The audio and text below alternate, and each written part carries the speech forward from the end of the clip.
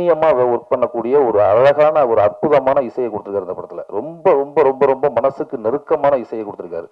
நான் என்ன கேட்குறேனோ அதை கொடுப்பார். நான் என்ன சொல்ல வரேனோ அதை கொடுப்பார். நான் ஃபோனில் ஜஸ்ட் சொல்லிட்டு நான் போகிறதுக்குள்ளார லிரிக்கல் எழுதி கொடுத்துருவாப்புல அரவிந்த் அக்ரம்.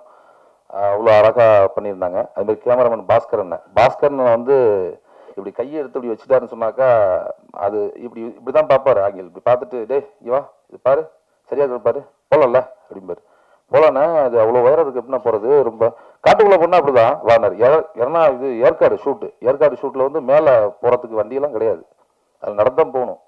வெள்ளிமலைங்கிற ஒரு ஏரியாவில் பண்ணோம். அது பெருளார் மேலே போகிறதுலாம் வண்டியெல்லாம் கிடையாது. இதை விட சுவாரஸ்யம் என்னென்னா கேமராமேன் ஒரு வேலை பண்ண சொல்லிட்டவா சொல்லிடுறேன். என்ன பண்ணாங்கன்னா ஜீவாண்ணா வந்திருக்காருன்னு தெரியல. இங்கே தான் ஃபைட் மாஸ்டர் ஜீவாண்ணா. அவங்க என்ன பண்ணிட்டாங்க, ரோப்பு போட்டாங்க. எனக்கு ரோப்பு போட்டு ஒரு 80 அடி இருக்கணும்னு 80 அடி இருக்கும் உயரம். சிசர் மனோரண்ணா கூட இருந்தார். 80 அடி உயரத்தில் ரோப் போட்டாங்க. மேலே ஏறணும். ஒரு ட்ரெயில் பார்த்துக்கலாமான்னு கேட்டாங்க. ட்ரெயிலா 80 அடி உயரத்தில் மேலே ஏறி திருப்பி நான் கீழே இறங்கி ட்ரெயில் பார்க்குறீங்களா அப்படின்னா இல்லை இடத்துல பார்த்துக்கலாம் ரோப்பு கரெக்டாக இருந்து சும்மா ஜஸ்ட் ஒரு ஜம்ப் பண்ணி பார்த்துக்கலாம். நாங்கள் ஜம்ப் பண்ணி பார்த்தோம் ரோப்லாம் கரெக்டாக இருந்துச்சு. இது இவங்களுக்குள்ளார பேசிட்டு ஏதோ இருந்திருக்காங்க, எனக்கு தெரியல. டைரக்டர் அந்த இடத்துல இருக்கணுங்கிறது அப்போ தான் உணர்ந்தேன். நான் வந்து ஓகேன்னு சொல்லிட்டு நம்ம அசிஸ்டண்ட் ரூபன்ட்ட சொல்லிட்டு பார்த்துக்கடா அப்படின்னு சொல்லிட்டு மற்ற பசங்க அசிஸ்டண்ட் சரி கிடையாது. ரூபன் தான் ரொம்ப தெளிவாக ஒர்க் பண்ணுவான். அதனால ரூபன்ட்ட சொல்லிட்டு நான் ரோப்பில் தூங்க ஆரம்பிச்சிட்டேன். டக்குன்னு ரெடி ரோல் ஆக்ஷன் அப்படின்னு டக்குன்னு தூக்கிட்டாங்க. ரோப்பை தூக்கிட்டா ஒரு ஒரு 80 அடிக்கு மேலே போயிடுச்சு. ரோப்பு மேலே போயிட்டு ஒரு 10 செகண்ட் ஒரு 20 செகண்ட் 30 செகண்ட் ஆயிடுச்சு. என்னடா ஒருத்தனும் கட்டும் சொல்ல காணும், திருப்பி வான்னு கூப்பிட காணும், ரோப்பு இழுத்த மாதிரியே நிற்கிது என்னடான்னு சொல்லிட்டு ஒரு 2 நிமிஷம் 3 நிமிஷம் கழிச்சு எனக்கு பேலன்ஸ் தொடையெல்லாம் ஆட ஆரம்பிச்சிட்டு கீழே இப்படி பார்க்குறேன். எல்லாம் இத்தனோன்னு தெரியுறாங்க எல்லாரும். திரும்பி என்னால் பார்க்க முடியாது. ரோப்பு இந்த பக்கம் கட்டியிருக்கு. என்ன இப்போ என்னடா அது இறக்குறாங்களா இல்லை ரோல் போயிட்டு இருக்கா என்னன்னு தெரியலையான்னு சொல்லிட்டு இப்படி பார்த்தா ஒன்றுமே பண்ண முடியல. மேலே அப்புறம் அண்ணாந்து பார்த்தேன், கேமரா மேலே ட்ரோன் ஓடி இருந்துச்சு. அப்புறமா சத்தம் போட்டு ரோப்பை திருப்பினதுக்கு கூட பார்த்தாக்கா பாஸ்கரனும் நம்ம ஃபைட் மாஸ்டரும் நின்றுக்கிட்டு இல்லைம்மா சார் அது மேலே ஏறினாமா சார் அது கீழே இறக்கலாமா சார், கீழே இறக்கும்போது ஒருத்தர் ரோல் பண்ணிக்கலாமா சார், அது ஏறும்போது கஷ்டமா இருக்குமா சார். பாஸ்கர்னா நான் திருப்பி கூட ஏறுறேன், தயவு செய்து நான் கீழே இறக்கி விடுங்க அப்படின்னு 2-3 நிமிஷம் அந்த மேலே ரோல் பண்ணிட்டாங்க. அவங்களுக்கு அவ்வளோ ஒரு கான்ஃபிடென்ட், நான் மேலே இருந்துருவேன் ஒன்றும் பிரச்சனை இல்லை, அவ்வளோ கான்ஃபிடென்ட். நான் உழைப்பை அவங்க பார்த்துட்டு மேலே இருந்தால் கரெக்டாக அவன் பண்ணுவான், கீழே இறக்கி வருவாங்கிற கான்ஃபிடென்ட்டு. பட் நான் மேலே போனதுக்கு அப்புறம் கீழே பார்க்கும்போது எனக்கு பெரிய பயம் வந்துருச்சு. அப்புறம் கீழே சொன்னேன்னா இதெல்லாம் பண்ணாங்க இல்லைடா கீழே ரிட்டர்ன் வரும்போது ரிவைஸ் ஷாட்லாம் போட்டால் நல்லா இருக்காது எடிட்டில். நம்ம அது மாதிரி எடிட்டிங் நாலேஜ் பர்சன், அவர் எடிட்டிங் நாலேஜ் அது கரெக்டாக இருக்குமா கரெக்டாக இருக்காதாங்கிறத அங்கேயே அவர் ஜட்ஜ்மெண்ட் பண்ணி பண்ணுவார். அந்த மாதிரி ஒரு கேமராமேன். அப்புறம் அந்த மியூசிக்கு வாங்கியிருக்க ஜி மியூசிக் கம்பெனி அவங்களுக்கு மனமார்ந்த நன்றிகளும் வாழ்த்துக்களும். இந்த ட்ரெய்லர் வந்து 6/3 ரிலீஸ் ஆகிருக்குது ஜி மியூசிக்கில். பாருங்கள், பார்த்துட்டு உங்களோட கருத்துக்களை அதில் பதிவிடுங்க. பாடல்களுக்கு கூட அடுத்தடுத்தது பாடல்களும் வரும். அப்புறம் வந்து பிஆர்ஓ ஜானன் அவர்களுக்கு என்னோட மனமார்ந்த நன்றி. ரொம்ப சிரத்தை எடுத்து இந்த விஷயங்கள் பண்ணியிருக்காரு ஜானண்ணன். நிறையா விஷயங்கள் கிட்டத்தட்ட ஒரு 7 டேஸாக வந்து கூடவே ட்ராவல் பண்ணி அலைஞ்சிருக்கோம். இந்த இடத்துக்கு நான் வரத்துக்கு நம்ம அவ்வளோ சிரமப்பட்டு இந்த இடத்துக்கு வந்தாலும் சொல்லவில்லை. அதெல்லாம் சும்மா அது இப்போ தேவையில்லாத பேசுகிறதாயிடும். அதனால நான் இந்த இடத்துக்கு வரத்துக்கு நிறையா கஷ்டங்கள் பட்டிருக்கோம். ஒரு இப்போ 12 வருஷம் உழைச்சிருக்கோம். அதெல்லாம் தாண்டி இந்த ஒரு 7 நாள் வந்து ட்ராவல் வந்து அவரோட ஜார்னி பண்ணது வந்து எனக்கு ரொம்ப எப்படி சொல்கிறது ரொம்ப ஆசையாகவும் ரொம்ப ஆர்வமாகவும் இருந்துச்சு. நிறைய விஷயங்கள் கற்றுக்க முடிஞ்சது என்னால் அவர் கூட இருக்கும்போது. அப்புறம் வந்து நம்ம நம்பி அண்ணன் வந்து என்ன சொன்னாலும் அது தகும். அந்த அளவுக்கு அவர் வந்து உழைப்பாளி. நம்பி அண்ணன் மாதிரி உழைப்பாளிலாம் நான் வந்து எனக்கு தெரிஞ்சு ரொம்ப நேர்மையான உழைப்பாளி நான் பார்த்ததில்ல. அவ்வளோ நேர்மையாக சொன்ன விஷயத்த கரெக்டாக இங்கே வாடா இங்கே இத்தனை மணிக்கு போவோம் வா 3 மணிக்குன்னா 3 மணி 4 மணி 4 மணி அந்த அளவுக்கு பண்ணுவார். அதுமாதிரி நம்பி அண்ணனுக்கு மனமார்ந்த நன்றியும் தெரிவித்து கொண்டு அப்புறம் வந்திருக்க அத்தனை பேருக்கும் என்னோட மனமார்ந்த நன்றி.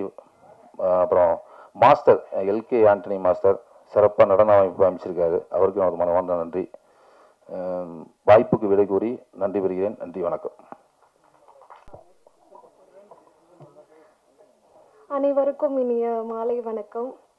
ஃபர்ஸ்ட் டைம் என்னை ஸ்டேஜில் கூப்பிட்டு பேச வச்சதுக்கு ஃபஸ்ட்டு நன்றி. இறைவருக்கு நன்றி,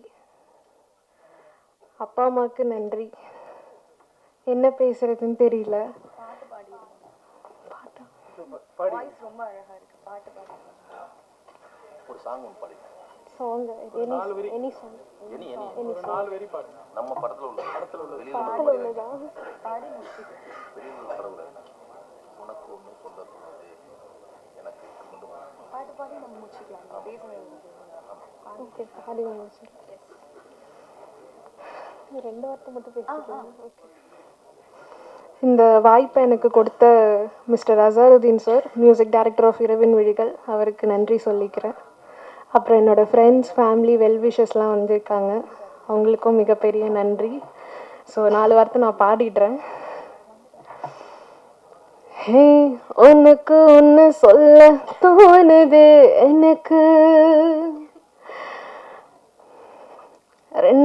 ரெண்டு மனசு சேர துடிக்குது அதுக்கு, 3 முடிச்ச பாடு கதவை மூடு, கட்டிலும் கொஞ்சம் வைக்கப்பட்டு சிரிக்கும், 4 பேரு வெளிய சத்தத்தை கேட்டு காத புத்தி கம கம படுக்கும். நன்றி. அனைவருக்கும் இனிய மாலை வணக்கம். என்ன பேசுறதுன்னு தெரியல, சொன்ன மாதிரி ரொம்ப நன்றி அசருதீன் ப்ரோவுக்கு. இந்த சாங் வந்து ஆக்சுவலி நான் பாடின சாங் பார்த்தீங்கன்னா இந்த படத்துக்கும் கொஞ்சம் அவுட் ஆஃப் ஜானர் மாதிரி இருக்கும், ஒரு ஸ்டைலான ஒரு சாங்காக கொடுத்துருக்காரு இந்த படத்தில். அந்த பாட்டுக்கு வந்து ரொம்ப ரொம்ப நன்றி. ரொம்ப ஒரு ப்ராமிசிங்கான மியூசிக் டைரக்டர் அவர். என்னென்னா சாங் ரெக்கார்ட் பண்ணும் போது பார்த்தீங்கன்னா எல்லாம் உட்காந்துட்டு அப்படியே பாடிட்டுருப்போம், சைடில் ரெக்கார்ட் பண்ணிகிட்ருப்பாங்க. சார் வந்து பார்த்தீங்கன்னா எழுந்து நின்றுவார், பாட்டு ரெக்கார்ட் பண்ணி ஃபுல்லாக முடிக்கிற வரைக்கும் உட்காரவே மாட்டார். அதே மாதிரி நின்றுட்டாருன்னா இப்படி கண்ணை முடிக்குவார், பாட்டு போகிற வரைக்கும் அது ஃபுல் கான்சன்ட்ரேஷன் அப்படியே இருக்கும் அவருக்கு. அந்த பாட்டு அவ்வளோ பர்ஃபெக்ஷனாக வந்து ஒரு சாங்கும் ஒரு லைனும் டியூனில் வந்து அவ்வளோ ஒரு பர்ஃபெக்ஷனாக வந்து ஒர்க் பண்ணார். ரொம்ப நன்றி. அண்ட் வந்து இந்த லிரிசிஸ்ட் அக்ரம் சார், அவர்களுக்கும் அவரும் வந்து ரொம்ப கூடவே இருந்து அந்த சாங் வந்து எப்படி இன்னும் எமோட் பண்ணி அப்படி பாடுறது அந்த மேட்டர்லாம் வந்து நிறைய சொல்லி கொடுத்தாங்க பக்கத்துல இருந்து. ஸோ எல்லாருக்குமே ரொம்ப நன்றி, படக்குழுவினருக்கும் ரொம்ப நன்றி. Thank you so much. தெம்மாங்கு பாடிடும் சின்ன விழி மீன்களும் பொன்னேஞ்சலாடிடும் கண்ணிக்கரும் கூந்தலும் முத்தாடும் மேடை பார்த்து வாடி போகும் மான் பிறை முத்தாரம் நீட்டும் மார்பில் ஏக்கம் தேக்கும் தாமரை வண்ணப்பூவின் வாசம் வந்து நேசம் பேசும் அவள் நான் பார்க்க தாங்காமல் நானுவாள் புதுக்கூ. அதேதான், என்னவென்று சொல்வதம்மா வஞ்சி அவள் பேரழகை சொல்ல மொழி இல்லையம்மா கொஞ்சி வரும் தேரழகை அந்தி மஞ்சள் நீரத்தவளை என் நெஞ்சில் நிலைத்தவளை நான் என்னென்று சொல்வேனோ அதை எப்படி சொல்வேனோ அவளா தாரரா தாரரா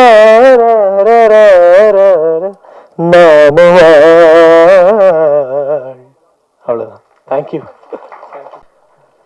இறைவனின் திருப்பெயராலும் தமிழனும் உயிர் பெயராலும் அனைவருக்கும் மாலை வணக்கம். முதல்ல வந்து உதயகுமார் சார் இருக்கும்போது என்ன பாடலாசிரியர்னு சொல்றதே ரொம்ப ஒரு பெருமையாக தான் நான் பார்க்குறேன். இரவின் விழிகள் இதில் மொத்தம் 5 பாட்டுக்கும் 5 விதமான பேக் ஸ்டோரிஸ் இருக்கும். படத்தில் இல்லை, எனக்கும் மியூசிக் டைரக்டருக்கும் நம்ம டைரக்டர் சாருக்கும் 5 விதமான பேக் ஸ்டோரிஸ் இருக்குது.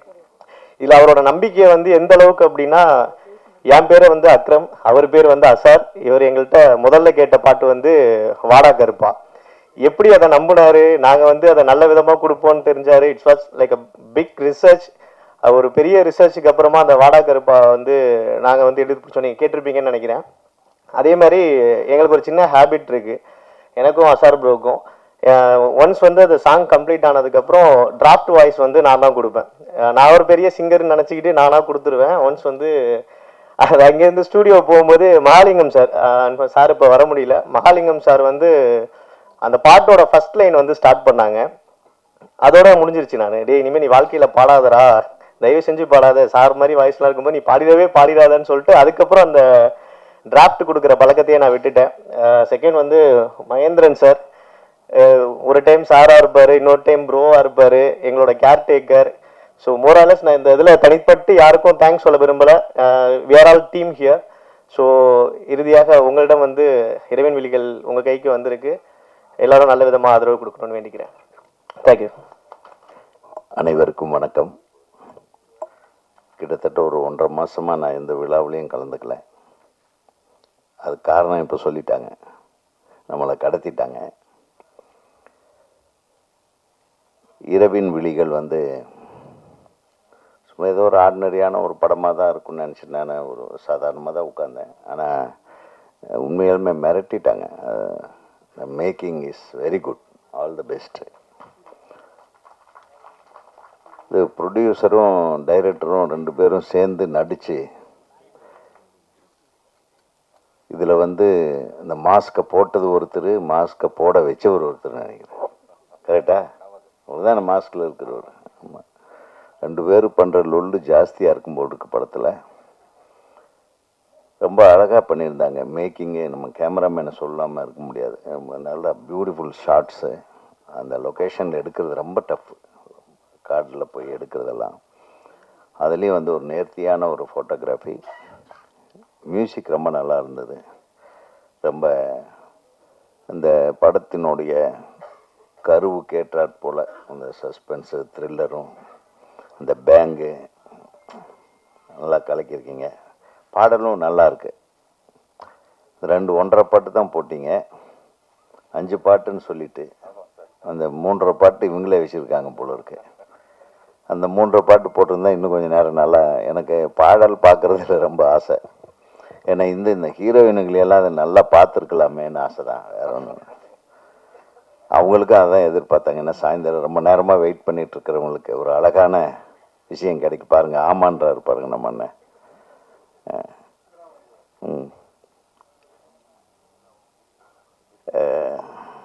வந்த உடனே நம்ம போஸ் வெங்கட் சொன்னார், ரொம்ப சந்தோஷமாக இருந்தது. இன்றைக்கு கலைமாமணி விருதுகள் அறிவிக்கப்பட்டிருக்கிறது. பெரும்பாலான திரை உலகத்தை சேர்ந்தவர்களுக்கு, திறமையானவர்களுக்கு வழங்கி இருக்கும் குழுவில் தம்பி இடம்பெற்றிருப்பது மகிழ்ச்சி. அவருக்கு ஒரு கரகோஷத்தோட நன்றியை தெரிவித்துக் கொள்ள ஆசைப்படுகிறேன். குறிப்பாக நான் நன்றி சொல்ல விரும்புகிறது எங்கள் இயக்குனர்களுக்கு. நீங்கள் கொடுத்துருக்கீங்க. நம்ம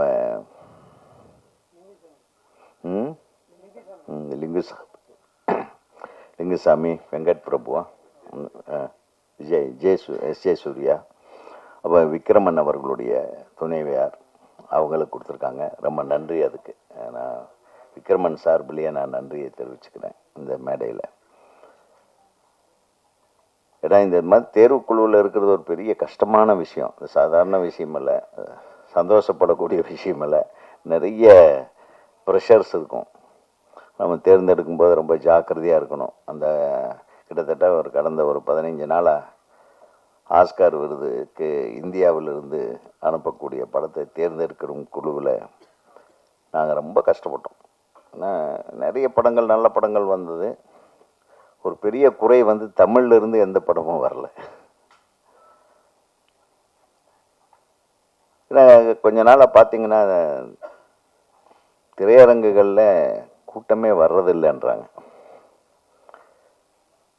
ஏன் திரையரங்கத்துக்கு கூட்டம் வரல? இப்போ இன்றைக்கி அதுதான் மெயின் மேட்ரு. படங்கள் எல்லாருமே எடுத்துக்கிட்டு இருக்கிறாங்க, கஷ்டப்பட்டு வர்றாங்க. இந்த மாதிரி இளைஞர்கள் புதுசாக ஏதோ முயற்சி பண்ணி ஏதாவது ஒரு மாற்றத்தை கொண்டு வந்துடணும், ஒரு பெரிய விடியலை உருவாக்கணும், ஒரு நல்ல எதிர்காலத்துக்காக போராடி கொண்டு வருகிற கலைஞர்களுக்கெல்லாம் அந்த படத்தை எடுத்து முடித்த கடைசியில் பெரிய போராட்டமாக போகுது அந்த ரிலீஸ் பண்ணுறதுக்கு. ஒரு கடந்த மாதம் ரிலீஸ் ஆன ஒரு மிகப்பெரிய படத்துக்கு கூட ஒரு ஊரில் வெறும் 9 பேர் தான் தேட்டரில் உட்காந்துருந்தாங்க. இன்றைக்கி இப்போ டைரக்டர் விக்ரமன் எனக்கு சொன்னார், வெறும் 9 பேர் தான் சார் உட்காந்துருந்தாங்க. நான் அடிக்கடி சொல்கிறது உண்டு, பெரும்பாலுமாக ரிலீஸ் செய்யப்படுகின்ற சிறிய படங்கள் அந்த தயாரிப்பாளர்களுக்கே தெரியறதில்லை எந்த தியேட்டரில் ஓடுதுன்னு, எந்த ஷோ ஓடுறதுன்னு தெரியுது. ஸோ இந்த மாதிரி விஷயங்கள் எல்லாம் வந்து களைவதற்கு நம்ம பேசத்தான் முடியும், பண்ணுற இடத்துல நம்ம இல்லை. ஸோ பண்ணுற இடத்துக்கு பக்கத்தில் இருக்கிற போஸ் வெங்கட் எப்படி வந்து ஒரு திரைப்படத்தை வெளியிட வேண்டும். அட்லீஸ்ட் ஒரு படத்துக்கு நீங்கள் தேட்டரை வந்து 100 தியேட்டர் கூட கொடுக்க வேண்டாம், ஒரு 50 தியேட்டர் கொடுத்தாலும் அந்த தியேட்டரில் காலையிலேருந்து காலை காட்சியிலேருந்து இரவு காட்சி வரையிலும் அந்த படமே ஓடணுன்ற ஒரு கட்டாயத்தை நம்ம உருவாக்கணும். நிறைய படங்கள் பார்த்திங்கன்னா நம்ம காலத்தில் கூட நம்ம பொன்னுமணின்னு ஒரு படம் அது ரிலீஸ் ஆகும்போது கிட்டத்தட்ட 16 படங்கள் ரிலீஸ் ஆச்சு. ராஜ்கிரண் சார் படம், பி வாசு சார் படம், என்னோட படம், வாசு சார் படம், இந்த மாதிரி நிறைய படங்கள். அந்த 16 படங்களில் பார்த்தீங்கன்னா முதல் வாரம் அப்போல்லாம் வந்து விமர்சனம் உங்களுக்கு தெரியும், 1 2 3 4 5 6ன்னு இந்த மாதிரி போடுவாங்க. அதில் முதல் இடத்துல முதல் வாரம் ஒரு படம் இருக்கும். 2வது வாரம் அந்த படங்கள் எல்லாமே ஓடும். ஏன்னா ஒவ்வொரு படத்துக்கும் வந்து ஒரு 50 தியேட்டர், 60 தியேட்டர், 40 தியேட்டர், 70 தியேட்டர், பெரிய படங்களுக்கு 80 தியேட்டர் கொடுப்பாங்க. 2வது வாரத்தில் வந்து முதல் வாரத்தில் முதல் இடத்தில் இருந்த படம் வந்து 2வது இடத்துக்கு போயிடும். அது 2வது 3வது இடத்துல இருந்த படம் முதல் இடத்துக்கு வரும். இவ்வளவு அழகா இருந்தது பாருங்க. இது எப்படி நடந்தது? அது அத்தனை படங்களையும் மக்கள் பார்க்கிற வாய்ப்பு இருந்தது. ஃபர்ஸ்ட் ஆஃப் ஆல் தியேட்டர்களில் அத்தனை படங்களையும் மக்கள் பார்த்துவிட்டு எது மிகச்சிறந்த படம், எது சிறந்த படம், அதற்கடுத்து சிறந்த படம் எது அப்படின்னு அவங்க வகைப்படுத்தி கொண்டிருப்பார்கள். அவங்க போய் மவுத் டாக் போய் 5வது இடத்துல இருந்த பொன்னுமணி முதல் இடத்துக்கு வந்தது. முதல் இடத்துல இருந்த பார்த்திபனுடைய படம் உள்ளே வெளியே, அது 5வது இடத்துக்கு போகுது. 2வது இடத்துக்கு அரண்மனை கிளி. இதெல்லாம் வந்து நான் எதுக்கு சொல்றேன்னா, ஆனா அந்த 16 படங்கள்ல 12 படங்கள் வெற்றி படங்கள் தான். அந்த 12 படத்தை தயாரித்த தயாரிப்பாளர்களுக்கும் அவங்க போட்ட காசோட லாபத்தோட அவங்களுக்கு காசு வந்தது. அதை வெளியிட்ட வெளியீட்டாளர்களுக்கு லாபம், தியேட்டருக்கும் லாபம், தயாரிப்பாளருக்கும் லாபம். அந்த சினிமாவை கொண்டு வர எல்லோரும் முயற்சிக்க வேண்டும் என்று ஒரு அன்பான வேண்டுகோளை நான் யாருக்கிட்ட வைக்கிறதுனே தெரியல. இயக்குனர் சங்கத்தோட தலைவருங்கிற முறையில் இது யாராச்சும் செய்யுங்கன்னு ஆண்டவனை பார்த்து தான் கேட்க வேண்டியதாக இருக்கு. அதை யார் செய்கிறார்களோ அவங்களுக்கு தான் எங்களோட ஓட்டு, சினிமாக்காரங்களோட ஓட்டு. ஏன்னா அந்த சினிமா மீண்டும் வந்தால், இங்கே இருக்காங்க பாங்க இத்தனை பத்திரிகையாளர்களுடைய வாழ்க்கை, தொழில்நுட்ப கலைஞர்களோட வாழ்க்கை, ஒவ்வொரு படத்துக்கு பின்னாடி வேலை செய்கிற ஆயிரக்கணக்கான பேர்களோட வாழ்க்கை தொடர்ந்து பலப்படும்.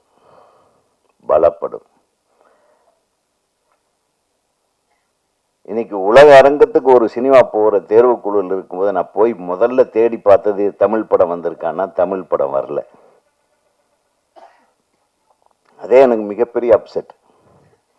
நம்ம தமிழ் படம் எங்கே நோக்கி போய் பார்த்தா 4 தெலுங்கு படம் வருது, 4 கன்னட படம் வருது. எங்கே போச்சு நம்மளுடைய கிரியேட்டிவிட்டி? எங்கே மிஸ் ஆகுது? எங்கே நம்ம மிஸ் பண்ணுறோம்? தமிழ் சினிமாவை காக்க வேண்டிய ஒரு கட்டாய சூழ்நிலையில் இந்த மாதிரி இளைஞர்கள் எவ்வளவோ கஷ்டப்பட்டு ஒரு விஷயத்தை முன்னெடுத்து கொண்டு வர்றாங்க. இதுக்கு சரியான தியேட்டர்களை கொடுங்க. இந்த தியேட்டரில் படம் ஓடுது, ஒரு 4-5 நாள் ஓட வச்சாதான் அது 4-5 நாளாக அந்த படம் ஓடுதேன்னு சொல்லி ஒரு 10 பேர் வருவான். 10 பேர் 100 பேராக வாய்ப்பு இருக்கிற திரைப்படங்கள் நிறைய கடந்த காலங்களில், கடந்த மாதம் ரிலீஸ் ஆன ஒரு 12 படத்தில் ஒரு 10 படம் நானே பார்த்தேன். அதில் 7-8 படம் நல்லாவே இருந்தது. ஆனால் எந்த படமுமே ஓடல. ஸோ நம்ம தமிழ் திரை ரசிகர்களே, நான் அவங்கள தான் கெஞ்சணும், தயவு பண்ணி எல்லா படத்தையும் போய் பாருங்கள். பெரிய படம் வருதுங்கிறதுக்காக உங்கள் காசை சேர்த்து வச்சு டிக்கெட்டுக்கு 150 ரூபா கொடுக்குற டிக்கெட்டுக்கு போய் 1500 ரூபா கொடுத்து படம் பார்க்குறத விட்டுட்டு இந்த 100 ரூபாய் 80 ரூபாய்க்கு காட்டுற இந்த சின்ன படங்களை பாருங்க. அது மட்டும் இல்லை, இன்னொரு தியேட்டர் உரிமையாளர்களுக்கு ஒரு வேண்டுகோளை வைக்கிறேன். நான் கொஞ்ச நாளைக்கு முன்னாடி லண்டன் போயிருந்தப்போ என் குழந்தை அங்கே படிச்சுட்டு இருந்தாங்க. அவங்க வந்து ஒரு டோக்கன் வச்சுருந்தாங்க. இது என்னம்மா டோக்கன்? வாங்க டேடி சினிமாவுக்கு போனான்னு. ஏன்னா இந்த ஒரு டோக்கன் வந்து இந்த மாதத்துக்கு நம்ம 10 படம் பார்த்துக்கலாம். இந்த தேட்டரில் கொடுத்துட்டாங்க. அந்த தேட்டரில் ஓடுற சினிமா 10 சினிமாவை ஒரு மாதத்துக்கு நம்ம பார்த்துடலாம். அதுக்கும் ஒரு அமௌண்ட், அவ்வளோதான். அந்த மாதிரி ஒரு 1000 ரூபா வசூல் பண்ணிவிட்டு ஒரு மாதத்துக்கு 10 படம் நாங்கள் தேட்டரில் பார்த்துக்கலாம் அப்படிங்கிற மாதிரியான டிக்கெட்டை கூட தியேட்டர் அதிபர்கள் விற்கல. எந்த படம் ஓடினாலும் போய் பார்த்துக்கலாம், எத்தனை தடவை வேணாலும் பார்த்துக்கலாம். இது எப்படி இருக்கு? ஏதோ ஒன்று செஞ்சு சினிமாவை காப்பாற்றுங்க, காப்பாற்றுறதுக்கு உதவிகரமாக இருங்கன்னு சினிமாவை காப்பாற்றும் வல்லமை படைத்தவர்களுக்கு எனது வேண்டுகோளை வைத்து, இந்த திரைப்படம் ஒரு மிகப்பெரிய கனவோடு எடுத்திருக்கிறார்கள். பார்த்திபன் சார்கிட்ட ஒர்க் பண்ணேன்னு சொன்னீங்க இல்லை? அந்த மேக்கிங் ஸ்டைல் தெரியுது. இந்த படத்தில் நீங்கள் சொல்ல வர்ற கருத்து நல்ல கருத்து. நீங்கள் அது குறிப்பிட்டு சொன்னீங்க. இன்னும் பெண்களுக்கு போதுமான அளவுக்கு பாதுகாப்பு இல்லாத ஒரு சூழ்நிலை தான் தமிழ்நாட்டில் இருந்து கொண்டிருக்கிறது. ஒவ்வொரு காலகட்டத்திலையும் அப்படித்தான் இருக்கு. எல்லா காலம் நான் இன்றைக்கு மட்டும் சொல்லலை. இவர் சொன்ன மாதிரி 47லேருந்து இன்னைக்கு வரையிலும் என்னைக்கு ஒரு பொம்பளை தனியாக மிட் நைட்டில் சுதந்திரமாக போயிட்டு வராளோ அன்றைக்கி தான் இந்த நாட்டுக்கு சுதந்திரம்னு சொன்னாங்க. அந்த சுதந்திரம் இன்னும் கிடைக்கல. ஏன் பகல் நேரத்திலே தனியாக போக முடியாது போல. ஆக ஒரு ஒரு குறிப்பிட்ட நோக்கத்தோடு எடுக்கப்பட்ட இந்த திரைப்படத்தை அனைவரும் ஆதரியுங்கள். அது தொடர்ந்து நம்ம ஆதரிக்கிறவங்க இங்கே தான் இருக்காங்க. நிச்சயமாக இந்த படத்தை பற்றி நல்லா எழுதுவாங்க. இந்த படத்தை பற்றி பரபரப்பான என்ன நிறைய பேர் பப்ளிசிட்டி பண்ண மாட்டேன்றாங்க. நம்ம பீரியட்லலாம் எப்படின்னா ஷூட்டிங்க்கு போகும்போது இருந்து ஸ்டில்ஸ் வர ஆரம்பிச்சிடும். இப்போ ஸ்டில்ஸே லீக் பண்ண மாட்டேன்றாங்க. என்னமோ ஒரு பேரை சொல்லி ஃபஸ்ட்டு லுக்கு. என்னங்கடா ஃபஸ்ட்டு லுக்கு? இப்படி எல்லாம் சொல்லி ஏமாற்றிட்டு இங்கிலீஷ்காரன் ஸ்டைலை மட்டும் ஃபாலோ பண்ணால் பார்த்தாது. நம்ம ஊரில் நமக்கு என்ன சாப்பாடோ அது அந்த மாதிரி பரிமாறினாதான் நம்மளுக்கு அது ஏற்ற மாதிரி ஆகும். அதனால் ஃபஸ்ட்டு ஷூட்டிங் போகும்போது ஃபஸ்ட்டு வீக்கில் என்னென்ன ஷூட் பண்ணுறோமோ என்னென்ன இதுக்கு அதுக்கெல்லாம் அனுப்புனீங்கன்னா அவங்கெல்லாம் அழகாக போடுவாங்க. ஒவ்வொரு படத்தை பற்றி எழுதுவாங்க. ஒரு 20 தடவையாவது ப்ரெஸ்ஸை கூப்பிட்டு நாங்கள் பேசுவோம். அந்த முறைகளை எல்லாம் திரும்பி கொண்டு வாங்க. இவங்ககிட்ட நிறைய வேலை வாங்கலாம். அவங்க ரெடியாக இருக்காங்க. கூப்பிட்ட என்னடா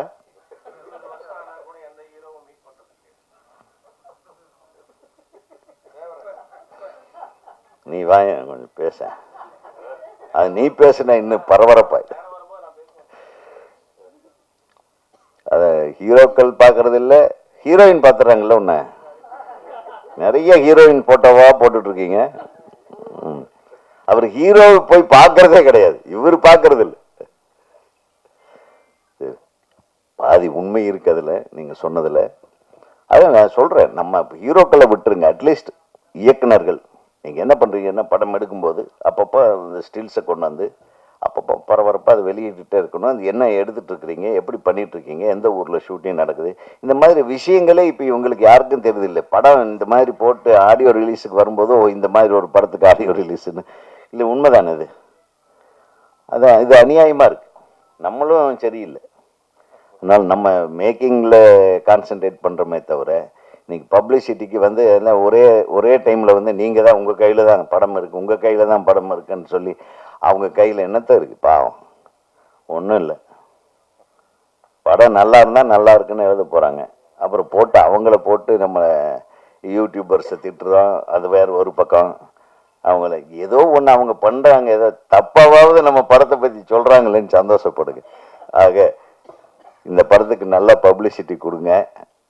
மிகப்பெரிய வெற்றி படமாக இது அமைய எனது மனமார்ந்த வாழ்த்துக்களை தமிழ்நாடு திரைப்பட இயக்குநர்கள் சங்கத்தின் சார்பாக தெரிவிப்பதில் மகிழ்ச்சி அடைகிறேன். அடுத்து நம்ம பேரரசு இருக்கார், என் சார்பாக அவர் நிறைய பேசுவார். அதுக்கப்புறம் என்ன, நீ ஹீரோயின்கள்லாம் இருக்காங்க, அவங்கள பற்றியெல்லாம் நீ பேச வேண்டியிருக்கு. நான் யார் பேரையும் சொல்லலைப்பா, உனக்காக சந்தோஷப்படு. ஹீரோயின்களுக்கும் எனது மனமார்ந்த வாழ்த்துக்கள். அனைத்து தொழில்நுட்ப கலைஞர்களுக்கும் எனது வாழ்த்துக்கள். நன்றி, வணக்கம். இங்கே வந்திருக்கிற ப்ரெஸ் மீடியா எல்லாருக்கும் நன்றி. இரவின் விழிகள் ஒரு நல்ல ஒரு சைக்கோ த்ரில்லர் ஜானரில் ஒரு அருமையான படமாக உருவாக்கப்பட்டிருக்கு. ரொம்ப சந்தோஷமாக இருக்குது. இந்த படம் வந்து ரொம்ப வந்து ரிஸ்க் எடுத்து தான் பண்ணியிருக்காங்க. ஏன்னா வந்து டைரக்டர் அவர் என்ன எதிர்பார்த்தாரோ ஆக்சுவலாக வந்து அது சிறப்பாக வந்திருக்கு. 5 பாட்டுமே வந்து நல்லா வந்திருக்கு. அவரோட டேஸ்ட்டு படத்தில் ஒரு பாட்டுமே ஒரு ஜானரில் எக்ஸ்பெக்ட் பண்ணோம். அவர் எக்ஸ்பெக்ட் பண்ணது என்னவோ அது கிடச்சிருக்கு நான் நம்புகிறேன். பேக்ரவுண்ட் மியூசிக் வந்து ஒரு சீனுமே வந்து அவர் ஒரு சின்ன சின்ன விஷயங்களை வந்து பார்த்து சொல்லுவார். அவர் என்ன நினைக்கிறாரோ அதை நான் கொடுத்துருக்கேன்.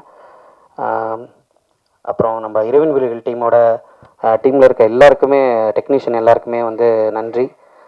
அப்புறம் ப்ரொடியூசர் சார் மகேந்திரன் சார், அவர் அப்புறம் டைரக்டர் செக்ரலாஜிஸ் ப்ரோ சொல்கிறது எப்படி சொல்கிறதுன்னு தெரில. ஏன்னா வந்து அவர் எனக்கு எல்லா விதத்துலேயுமே பயங்கர சப்போர்ட்டாக இருந்து இது நல்லா வரணும். ஏன்னா மியூசிக் வந்து ஒரு படத்துக்கு எந்த அளவுக்கு முக்கியங்கிறது எல்லாருக்குமே தெரியும்.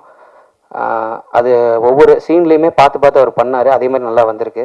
அப்புறம் என் படத்தில் 5 பாட்டுக்கும் பாடின சிங்கர்ஸ் விஷ்ணு சரண், அப்புறம் வந்து விஜயஸ்ரீ, லிரிக்ஸ் எழுதின அரவிந்த் அக்ரம். அவர் என்ன அந்த லிரிக்ஸ் வந்து ஒரு பாட்டுமே பார்த்து அவர் ஒரு தடவை அனுப்புனாருன்னா அதில் எந்த ஒரு கரெக்ஷனுமே இருக்காது. அவர் டைரக்டருமே அப்படி தான் அவர் சொல்லுவார். ஏன்னா அவ்வளோ பர்ஃபெக்டாக அவர் எழுதி கொடுத்தாரு. அதே மாதிரி பாட்டுமே நல்லா வந்துருந்துச்சு. அப்புறம் வேறு யார் மிஸ் பண்ணுறேன்னு தெரில. ஏன்னா எனக்கு ரொம்ப பதட்டமாக இருக்குது, பேசுகிறதே இல்லை ஸ்டேஜில் ஃபஸ்ட் டைம். ஸோ எல்லாருக்குமே நன்றி, இங்கே இருந்திருக்கிற எல்லாருக்கும். இந்த படம் வந்து எல்லாத்தையும் போய் சேரணும்னு நான் வந்து நினைக்கிறேன். அப்புறம் முக்கியமாக கானா கௌரி சங்கர், அவர் வந்து நல்லா பாடி கொடுத்துருக்க ஒரு சாங் பாடியிருக்காரு. ஸோ அவருக்குமே நன்றி. மகாலிங்கம் அண்ணன், அவரை நான் வந்து ஆக்சுவலாக மறந்துட்டேன், சாரி. ஆக்சுவலாக அவர் வந்து வாடா கருப்பா சாங் வந்து நீங்கள் பார்த்துருப்பீங்க. ஸ்டுடியோவில் வந்து அவர் வந்து ஃபஸ்ட் டைம் அந்த ஸ்டுடியோக்குள்ளே வந்தோடனே பாட்டை கேட்டோன்னே அவர் வந்து கண்டிப்பாக பண்ணலாம்ப்பா, ரொம்ப நல்லா இருக்குது பாட்டு அப்படின்னு தான் சொன்னார். தவிர வேறு எந்த ஒரு எதுவுமே இல்லை, அப்படி இப்படின்னு எதுவுமே சொல்லலை. ஆரம்பித்து முடிகிற வரைக்கும் அவரோட ஃபுல் எஃபெக்ட் போட்டு அந்த பாட்டை வந்து ரெக்கார்ட் பண்ணி கொடுத்துருந்தாரு. ரொம்ப ரொம்ப சந்தோஷமாக இருந்தது. அந்த பாட்டு வந்து எந்த அளவுக்கு வந்திருக்கு நீங்கள் பார்த்துருப்பீங்க. படத்துலையும் ஒரு விஷுவலோடு பார்க்கும்போது, கதையோடு பார்க்கும்போது உங்களுக்கு பிடிக்கும். ரொம்ப நன்றி எல்லாருக்குமே. Thank you so much. இந்த வாய்ப்பை எனக்கு கொடுத்த இரவின் விழிகள் டீம், அப்புறம் என்னோடய அம்மாக்கும் என்னோடய ஒய்ஃபுக்கும் வந்து நான் ரொம்ப நன்றி தெரிவிச்சுக்கிறேன். Thank you so much. நன்றி. மாலை வணக்கம். ஹலோ மச்சாஸ், எல்லாரும் நல்லா இருக்கீங்களா? இங்கே வந்ததுக்கு எல்லாருக்கும் ரொம்ப நன்றி. மீடியா ஃப்ரெண்ட்ஸுக்கு மிக்க நன்றி சொல்லுவேன். Ajith sir, Mister perfectionist. அவங்களுக்கு எப்படின்னா ஒரு நிறையா ஐடியாஸ், ரொம்ப எப்போவுமே நிறையா தாட்ஸ் எல்லாமே வரும். ஐ வில் டெல் ஒன் என்னாச்சு ஸ்டோரி சொல்லுவேன். இந்த படம் ஸ்டார்ட் ஆகும் முன்னாடி எனக்கு கால் வந்திருக்கு டைரக்டர். ஹலோ, நாங்கள் ராஜேஷ் டிரெக்டர் தான், இந்த மாதிரி நாங்கள் படம் பண்ணிட்டு இருக்கேன், ஸ்டோரி எல்லாம் சொன்னார். ஓகே ஃபைன், எனக்கு பிடிச்சிருக்கு. நாங்கள் ஷூட்டிங் போயிட்டேன், ஃபர்ஸ்ட் டே ஷூட்டிங் போயிட்டேன். ஷூட்டிங் ஸ்டார்ட் ஆயிடுச்சு. அப்போ ஸ்கிரிப்ட் கொடுத்தார். ஸ்கிரிப்ட் பார்த்துட்டா என்ன இது நல்லா சேஞ்சஸ் பண்ணிட்டு இருக்கார். அப்போ 1 டே ஷூட்டிங் ஃபினிஷ் ஆயிடுச்சு. நெக்ஸ்ட் டே ஷூட்டிங் போயிட்டு ஹீரோ கேரக்டரை சேஞ்ச் பண்ணிட்டு இருப்பார். அந்த மாதிரி ஷூட்டிங் போயிட்டு லாஸ்ட்ல பேக்கப் ஆயிடுச்சு. எல்லாரும் ஊரும் கிளம்பிட்டார், பேக்கப் ஆயிடுச்சு. ஒரு வாரம் அப்புறம் டிரெக்டர் கால் வந்திருக்கு. நீமா அந்த சீன் கொஞ்சம் எனக்கு வேற ஐடியா வந்திருக்கு. நீங்கள் நெக்ஸ்ட் வாரம்ல ஃப்ரீ இருக்கீங்க, நீங்கள் ஷூட்டிங்குக்கு வாங்க. ஓகே சார், நாங்கள் வரோம், நாங்கள் ரெடி இருக்கேன். அதுவும் ஷூட்டிங் ஃபினிஷ் ஆயிடுச்சு, எல்லாரும் பேக்கப் பண்ணிட்டு எல்லாரும் டாட்டா பை பை சொன்னார், கிளம்பிட்டார். அப்புறம் 2 வாரம் அப்புறம் நான் தான் கால் பண்ணியிருக்கேன் டிரெக்டருக்கு. ஹலோ சார், எப்படி இருக்கீங்க? நீமா, நான் எடிட்டிங் பார்த்தேன், அது கொஞ்சம் அது ஹீரோ போர்ஷன்ல கொஞ்சம் எனக்கு அது சாட்டிஸ்ஃபேக்ஷன் இல்லை, நாங்கள் திருப்பி ரீஷூட் பண்ணிட்டு போயிட்டு இருக்கேன். அந்த மாதிரி ஒரு டெடிகேட்டடா ஃபோக்கஸ்டான டிரெக்டர். எப்போவுமே எல்லா ஸ்டெப்ல நிறையா அவர் இம்ப்ரூவ்மெண்ட் பண்ணுவார். அப்புறம் ஆக்டர்ஸ் கேலிபரும் பார்த்துட்டு அவர் கேரக்டரைசேஷன் ரொம்ப அழகா கொடுத்தாரு. சார், என்னன்னா உங்களை பார்க்கும்போது எனக்கு சில டைம் அன்யன் படம் ஞாபகம் வரும். எப்படின்னா, காலையில் நாங்கள் ஷூட்டிங் போகும் முன்னாடி நாங்கள் பார்த்தேன், ஹலோ சார், குட் மார்னிங் அம்பி மாதுரி, குட் மார்னிங் நீமா. அங்கே திடீர்னு நாங்கள் ஸ்பாட்டுக்கு போயிட்டு பார்த்தேன், சடனாக அன்யன் கேரக்டர் வந்திருக்கு. அவ்வளோ எனர்ஜி, அவ்வளோ லைக், ஏய் ரூபன் எங்கே, ஆர்டிஸ்ட் கூப்பிடுங்க, மேக்கப் மேன் எங்கே, மேக்கப் மேன் கூப்பிடுங்க, அந்த மாதிரி அவ்வளோ எனர்ஜி இருக்கு. ஸோ ஃபைனலி ஷூட் பேக்கப் ஆயிடுச்சு. லாஸ்ட் யார் வரும்? ஸோ ஃபைனலி யாரும் கேரக்டர் வரும், சொல்லுவேன். ஃபைனலி ரெமோ கேரக்டர் வரும். ஏய் சூப்பரா வந்திருக்கு, சூப்பரா அழகா வந்திருக்கு. அந்த மாதிரி ஒரு டெடிகேட்டடா ஆக்டர் தான், actor, director and versatile human being. Sir, எனக்கு இந்த படத்தில் ஏன் நம்பிக்கை வச்சிருக்கிறதுக்கு, அப்புறம் இந்த படத்தில் எனக்கு ஆப்பர்ச்சுனிட்டி கொடுத்ததுக்கு மிக்க நன்றி சொல்லுவேன். அண்ட் இந்த ஸ்பெஷல் டேல ஒரு ஸ்பெஷல் பர்சன் மாதிரி பேசும். அசர் music director, your music has really been magical. அப்புறம் அந்த சாங் நீங்கள் today you didn't play it, but அந்த கக்கமோ சாங் மாதிரி சொல்லும் நாங்கள் ரியலி ஒரு யூனிக்கான steps. I have to really appreciate Anthony Master for this.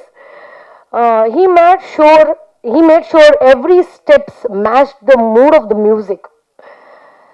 Really it was great fun working with you, sir.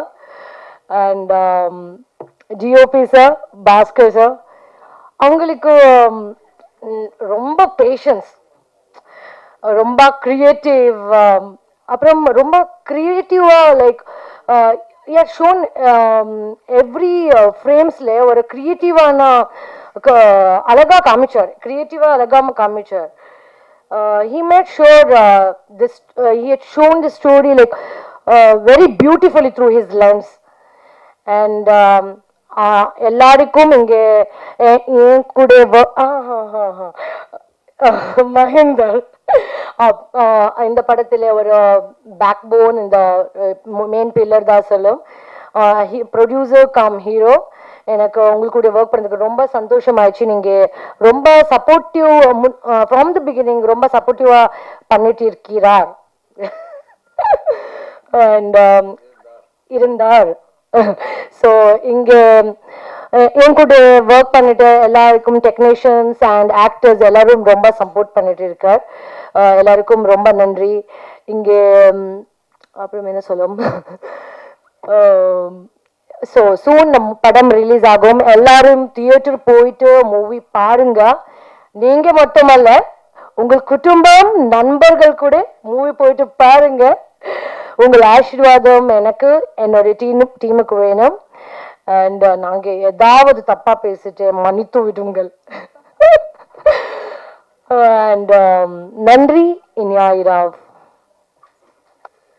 அனைவருக்கும் வணக்கம்.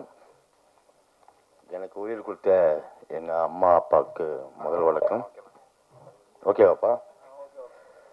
படம் பார்த்தேன், ரொம்ப அருமையாக இருக்கேன். நான் இதில் ஒரு அருமையான கேரக்டர் ஒன்று பண்ணியிருக்கேன். அதுக்கு காரணம் வந்து என் நண்பன் அந்தோனி டான்ஸ் மாஸ்டர். அவர் வந்து எனக்கு ஒரு 35 வருஷமாக நானும் அந்தோனியும் நல்லா பழக்கம். இது நல்லா பண்ணியிருக்காரு, இயக்குனர் நல்லா பண்ணியிருக்காரு, அப்புறம் கேமரா நல்லா பண்ணியிருக்காரு. ரொம்ப சந்தோஷமாக இருக்குது. ஹீரோ ஹீரோயினி நல்லா சிப்ஸு நல்லா சாப்பிட்டாங்க பாண்டிச்சேரியில். சிப்ஸு நல்லா சாப்பிட்டீங்களா? ஓகே. மீடியாவுக்கு என் மனமார்ந்த வாழ்த்துக்களை தெரிவிக்கிறேன். ரொம்ப நன்றி. பெரிய பெரிய ஆள்லாம் வந்திருக்காங்க. ரொம்ப சந்தோஷமாக இருக்குது. படம் வந்து குடும்பத்தோடு வந்து தியேட்டரில் பார்த்தா ரொம்ப சந்தோஷமாக இருக்கும். ஒரு வித்தியாசமாக பண்ணியிருக்காரு இயக்குனர். அவருக்கு என் மனமார்ந்த வாழ்த்துக்கள் தெரிவிக்கிறேன். நன்றி, வணக்கம். அனைவருக்கும் வணக்கம். இந்த படத்தில் எனக்கு ஒரு சாங் தான் முதல்ல கொடுத்தாங்க. என்னை டைரக்டருக்கு எனக்கும் பெருசாக அறிமுகம் இல்லை. ஃபைட் மாஸ்டர் சரவணன் அவர் அறிமுகப்படுத்தி வச்சார். ஒரு சாங் பண்ணேன், அது பிடிச்சி போயிட்டு அடுத்த சாங் கொடுத்தாங்க. அந்த சாங்கும் நல்லா பண்ணேன். இப்படியா 4 சாங்கும் நானே கோரியோகிராஃப் பண்ணுறதுக்கு எனக்கு வாய்ப்பு கொடுத்த இயக்குனர் ராஜேஷ் சார் அவர்களுக்கு ரொம்ப நன்றி. தயாரிப்பாளர் மகேந்திரன் சார் அவர்களுக்கும் ரொம்ப நன்றி. எனக்கு வந்து இது வேணும் அது வேணும் அது வேணும் அப்படிலாம் கேட்கல. நான் கேட்கறதுக்கு முன்னாடியே அவங்களே எல்லா வசதிகளும் செஞ்சு கொடுத்தாங்க. அதுக்காக தயாரிப்பாளருக்கு ரொம்ப ரொம்ப நன்றி சொல்கிறேன். அவரே கதாநாயகனாக நடித்தார். அவரை ஆட வைக்கிறதுக்கு எக்ஸ்ட்ரா சம்பளம் கொடுத்தாங்க. எனக்கு எக்ஸ்ட்ரா சம்பளம் கொடுத்தாங்க. அதுக்காக ரொம்ப நன்றி. பாருங்கள், இப்போ பார்க்குறதுக்கு அவர் அப்படி சாதாரணமாக இருக்கும். ஸ்க்ரீனில் பாருங்கள், செம்மையாக பர்ஃபார்ம் பண்ணியிருப்பார். உண்மையாகவே சொல்கிறேன், அந்த அளவுக்கு அவரை வேலை வாங்கியிருக்கோம். எனக்கு நிறைய ஒத்துழைப்பு கொடுத்தாரு. நான் என்ன சொன்னாலும் மாஸ்டர் சொல்லுங்கள் மாஸ்டர், செய்கிறேன் ஒரு 10 தடவைன்னா கூட அவர் எனர்ஜி குறையாமல் பண்ணார். அவரை பண்ண வச்சார் டைரக்டர். அந்தளவுக்கு ஒரு குடும்பமாக இருந்தோம் நாங்கள். எப்படின்னா ஒரு டெக்னீஷியன் மாதிரி தனித்தனியாக அவங்க வந்தோமா வேலையை முடித்தோமா அப்படி இல்லாமல் ஒரு குடும்பமாக இருந்து அழகாக அந்த படத்தை முடிச்சிருக்கோம். ஸோ நீங்கள் எல்லோரும் இந்த படத்தை பார்த்து வெற்றி படமாக ஆக்கணும்னு உங்கள் எல்லோரையும் வேண்டி கேட்டுக்கிறேன். நன்றி, வணக்கம்.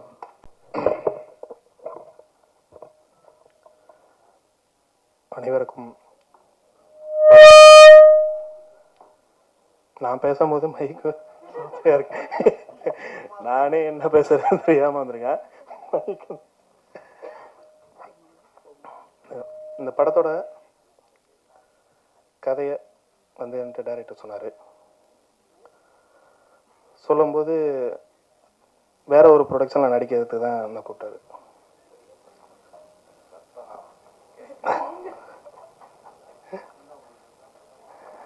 ஆனால் அந்த கதையை கேட்டதுக்கப்புறம் நானே ப்ரொடக்ஷன் பண்ணுறேன் அப்படின்னு சொல்லி சொன்னேன்.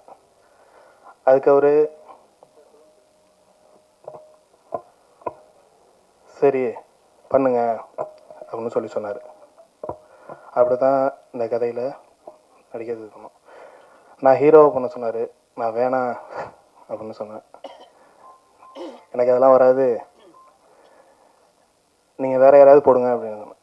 இல்லை நீங்கள் ப்ரொடியூஸ் பண்ணிவிட்டு நீங்களே நடிக்கலாம், எப்படி நீங்கள் நடித்தே ஆகணும் அப்படின்னு எனக்கு கட்டாயப்படுத்தினேன். அதுக்கு அவரு எவ்வளோ நான் கஷ்டப்பட்டதோட அவரு கஷ்டப்பட்டது தான் அதிகமாக.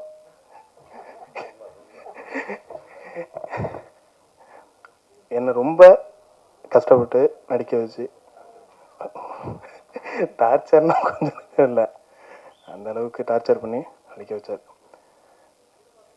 ஏன்னா நம்ம இங்கே நடிச்சிடலாங்க, நான் பார்க்குறதோட இந்த மக்கள் பார்க்கும்போது நீங்கள் அந்த கதையோடு கரெக்டாக ஒத்து போகணும் அப்படிங்கிறதான். ஒரு சீனை 1 டேக்கு 2 டேக்கெலாம் இல்லை, 10 டேக்காக இருந்தாலும் விட மாட்டார். அவருக்கு அந்த சீன் சாட்டிஸ்ஃபேக்ஷன் ஆனதுக்கு அப்புறம் தான் என்னை விடுவார். ஒரு நாள் காலையில் 6 மணிக்கு ஸ்டார்ட் ஆகி மதியானம் 12 மணி வரைக்கும் விடல, காலை சாப்பாடு கூட சாப்பிடவில்லை.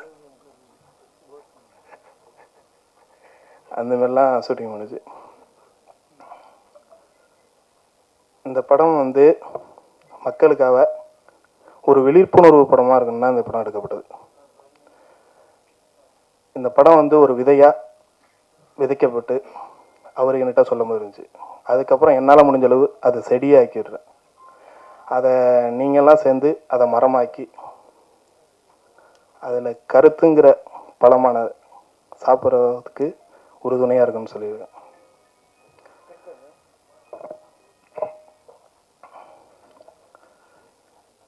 அனைத்து ஊடக நண்பர்கள் இதற்கு ஆதரவாக இந்த படத்தை மக்களுக்கு அனைவருக்கும் கொண்டு சேர்த்து ஆதரவு தருமாறு மிகவும் தாழ்மையாக கேட்டு நன்றி கூறி விடைபெறுகிறேன். நன்றி, வணக்கம். எல்லாருக்கும் வணக்கம்.